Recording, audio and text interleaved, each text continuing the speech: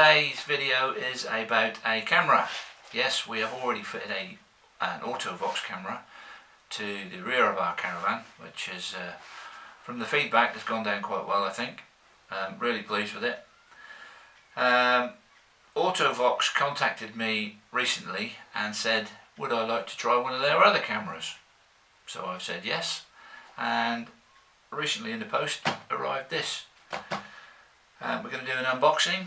We're going to find out what they've sent me. Then we're going to have a little play with the parts and put it to the test and see what we think. Yes, they have subscribed it, but they have no control over the content of the video, and I will be openly honest about what I find and what I think about the product. So let's get into the unboxing. Comes quite well packaged. So well packaged I can't get in it.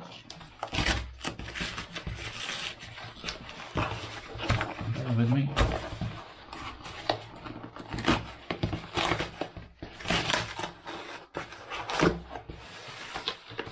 Let's have a look. Nothing else in there. Here we have an Auto Vox Solar 1 Pro wireless backup camera. Yeah, very good. This looks to be a lot smaller than the one I fitted previously. If you haven't seen that video and the follow-up video, I'll put links in the description below. Let's try and get this packaging on.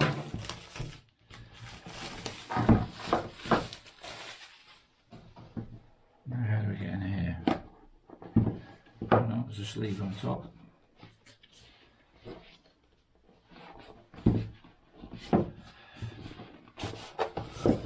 There we go. And inside the box, what do we have? We have an extended warranty. Extend your warranty to 18 months. So presumably you get the standard 12 months, but you can go up 18 months. Truly wireless backup camera. There's a manual, user manual. The monitor in this one looks to be a lot smaller than the one I have in our car. This, I guess this is a 5-inch, is it? We'll find out soon. But that's the monitor. What else do we have? Ah, this is the camera. So this is the camera.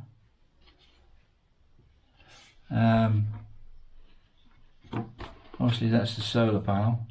It's a fixture alongside the camera, not detachable by the look of it. And I'm guessing, along with this mounting plate, this self-adhesive double-sided sticky tape, it's going to go on the back of there. This looks to be designed to fit behind the number plate, which is good. The camera is actually movable, positionable. It looks quite well made actually. There looks to be no additional wiring in this. In the end here there's a flap for a socket. I think that's a type A socket. Presumably you can charge this externally. What else we got? Not that bit. Not that bit. This must be the mount for the camera, the monitor, I would think. Along with the power lead, passes USB lead there, and there's a small Allen key, the small screw. This I guess is for locking to the mounting plate, so that's pretty good. I'll find out in a minute, but I guess you can remove this if you fix the plate in place and you don't want to leave the camera on, I guess you can remove the camera. In this bag here is, you always end up with a lot of packaging, don't you? Yeah, this is the 12 volt and a USB outlet, pretty useful, and the camera for the monitor. Fixed aerial, I guess, unscrewable, so you could actually place a larger one on there if you want that, I presume. Yeah, that's all the bits.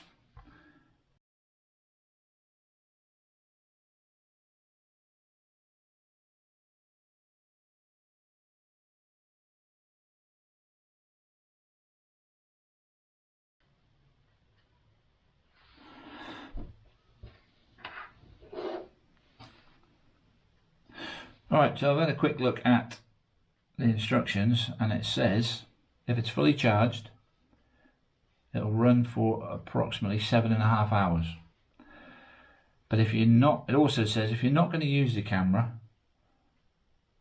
you can actually switch the camera off using the button on the end to preserve the battery, which is probably useful with the caravan. So, yep, if it's not going to be used, you can turn it off. In theory, you could take it off and store it somewhere, I presume. And if you do find that your battery goes flat, I don't see why you can't charge this direct from a power bank. So even if it's left fitted permanently to the vehicle,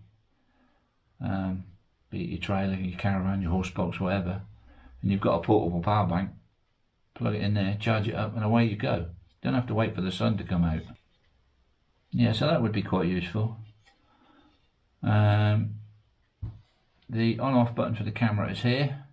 So I think what we'll do is we'll give this some charge, make sure it's charged up, and then we'll start putting it all together and see what the picture looks like. We're going to have to pair the camera to the monitor, that's all, and we'll get a feel for what it looks like. Yeah, let's get it charged up. I've had a little play with this in order to try and find out if this is removable, and I have found that if you remove this little tiny security grub screw, the camera actually moves or slides along the bracket to the point that you can take it away. So you'd have that permanently fixed to the vehicle, and you can remove the camera. You just put that back on there, slide it along, put the screw in. So it is removable.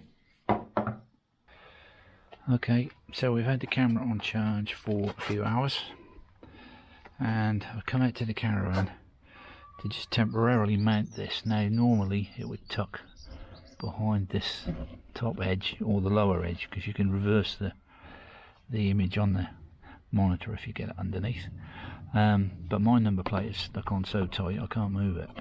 So I put a couple of pieces of self-adhesive tape on there, temporarily stick that on there like so,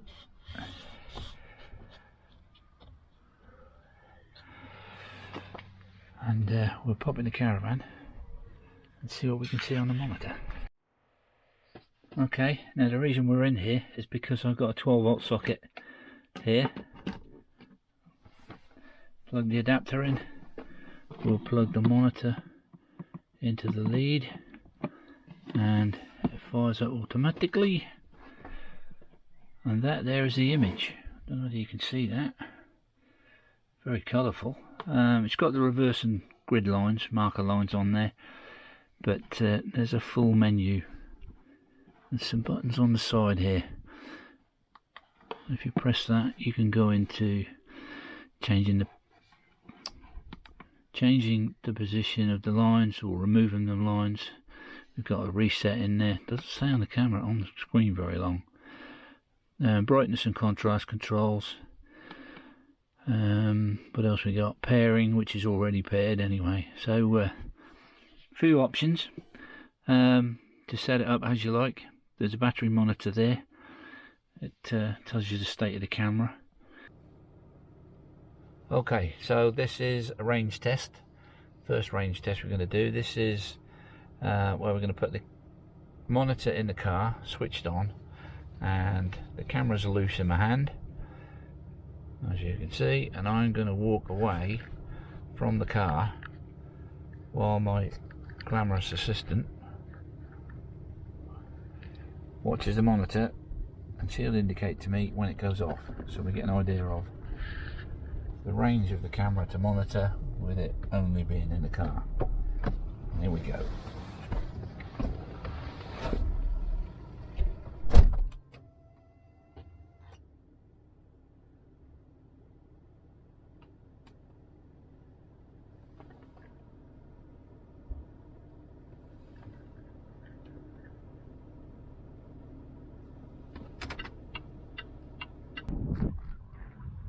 So I managed to get down the road only about 14 of my paces, and there's nothing in the way between the car and me holding the camera, so the range isn't huge, but it's probably good enough for a trailer, small boat, that kind of thing. I'll do a bit more of an in-depth range test when I get back home with the caravan in the way. Okay, camera's on the back of the caravan, monitor's in my hand, connected to a 12-volt extension lead. I'm trying to see how far I can get this signal to stretch. So all we've got at the minute is a big aluminium box between the camera and the monitor. Caravan's about 8 meters or more long. It's a big twin axle. And at the moment I've moved to the front of the caravan and I've still got a picture. I'm now going to put the full caravan between the monitor and the camera, and we've still got a picture. If we move around a little bit, we still have a picture here. Picture's still on here. Going to move past the corner of the house. So I'm now going to put a brick wall between the monitor and the camera. I'm starting to lose the battery signal now. I've still got it, still got it, still got it, and it's gone. So I'm now in the car. I've got it plugged into the car. It's resting on the dashboard, and the monitor's saying we've got no signal. That's purely a distance, a range thing, I think. I'm in the car. My car is parked at the corner of my house. There's the caravan, and the camera's on the back down there.